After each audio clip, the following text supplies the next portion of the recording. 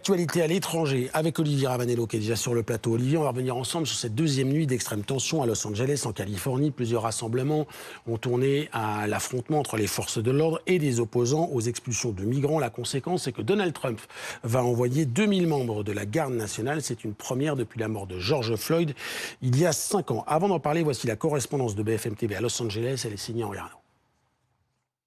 Les dernières 48 heures ont été très compliquées dans de nombreux quartiers de Los Angeles et on peut s'attendre à ce que cela se poursuive à tel point que le président Trump a fait appel à la garde nationale. Plus de 2000 gardes vont arriver dans les prochaines heures pour prêter main forte à la police de Los Angeles, totalement débordée par des émeutiers depuis que des dizaines d'immigrants ont été arrêtés manu militari et on attend toujours de savoir quelles vont réellement être leurs conditions pour ces prochaines heures. Tout cela sous fond de guerre politique, puisque le gouverneur de Californie, Newsom, qui est démocrate, s'en prend directement sur les réseaux sociaux au président Trump, le républicain, en annonçant tout simplement que selon lui, l'arrivée de cette garde nationale ne va faire que rajouter de l'huile sur le feu et que les émeutes ne sont pas prêtes de s'arrêter ici à Los Angeles.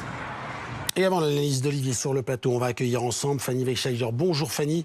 Expliquez-nous dans quel cas cette garde nationale, cette force peut-elle être mobilisée ? Eh bien, cette force militaire composée de réservistes volontaires est mobilisable de plusieurs façons. C'est toujours de manière exceptionnelle dans des cas de force majeure, par exemple des catastrophes naturelles. Ça peut être le cas également dans des opérations de maintien de l'ordre, des opérations militaires ou encore pour faire appliquer des lois fédérales. Alors cette force également, elle est déployable à 2 niveaux, à l'échelle des États fédéraux eux-mêmes, par les gouverneurs qui les dirigent, ou encore à l'échelon national, cette fois-ci, sur décision du président des États-Unis, par la voix de son secrétaire à la Défense. Alors, il y a des exemples justement qui montrent que actuellement, pour ce qui se passe à Los Angeles, l'enjeu principal, il est évidemment politique, puisque le président Donald Trump semble avoir contourné l'autorité du gouverneur démocrate, on le précise, de l'État de la Californie.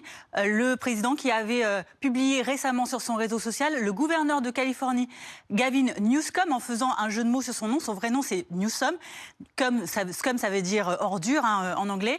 Et la maire de Los Angeles, Karen Bass, ne font pas leur travail, raison pour laquelle Donald Trump aurait déployé cette garde nationale. Réponse du gouverneur de la Californie, il dénonce une décision délibérément incendiaire qui va ne faire qu'aggraver les tensions, et également il dit que le président et son gouvernement fédéral ne veulent que du spectacle.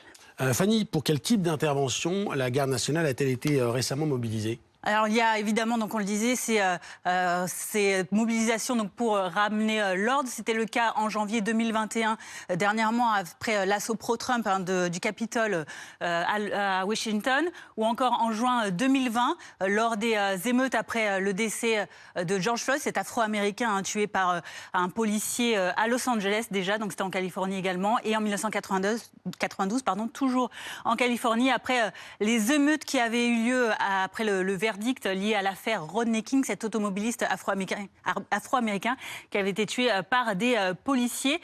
C'est également le cas, on y pense, pour des catastrophes naturelles, avec en 2005 en Louisiane l'ouragan Katrina. Là, la garde nationale était intervenue, ou encore en opération militaire à l'étranger, en Irak ou en Afghanistan.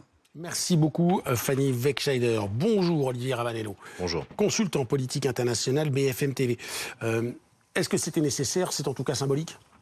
Le déploiement de la garde nationale, oui, c'est un geste qui est toujours un geste qui a une dimension politique aux États-Unis, de fédéraliser la garde nationale. Ces gardes nationales, elles sont réparties dans les différents États. Elles peuvent être utilisées, comme nous l'a expliqué très bien Fanny, par les différents gouverneurs. Lorsque le président des États-Unis s'en empare, ça prend une nouvelle dimension.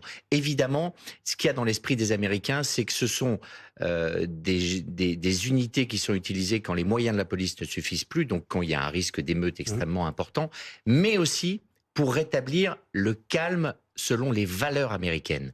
Il faut avoir en tête que l'une des premières fois où elle est utilisée, cette garde nationale, de manière fédérale, c'est par exemple dans les années 50 à Little Rock, pour permettre à des élèves noirs d'aller dans des écoles, dans des États qui étaient encore, On voit ces images. encore favorables à la ségrégation et qui refusaient. Donc, de la part du président Eisenhower à ce moment-là, c'est une façon d'affirmer les valeurs et la loi fédérale à des États qui ne le veulent pas.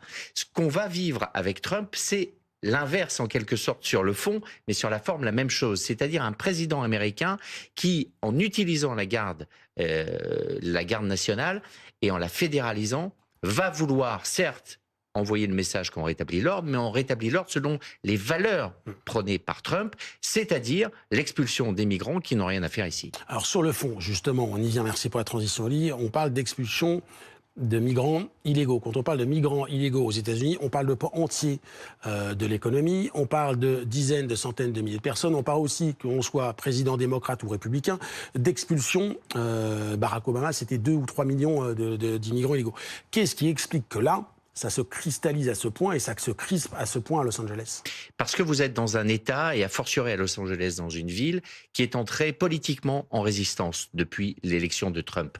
Le gouverneur que Trump a dans le collimateur et qu'il insulte, ainsi que la maire de Los Angeles, ont donné des consignes à la police de ne pas transmettre certaines informations au niveau fédéral pour protéger les migrants qui sont en train de travailler et les travailleurs immigrés qui sont en Californie. En fait, de ne pas transmettre ce qui relève de leur état civil et de leur statut, savoir s'ils sont en règle ou pas. S'ils ne commettent pas de délit, s'ils ne volent pas, s'ils n'agressent personne, ils ont bien le droit de travailler. C'est ça le message qu'envoient les autorités de Californie. Et donc, par rapport à Trump, il y a un message politique très clair.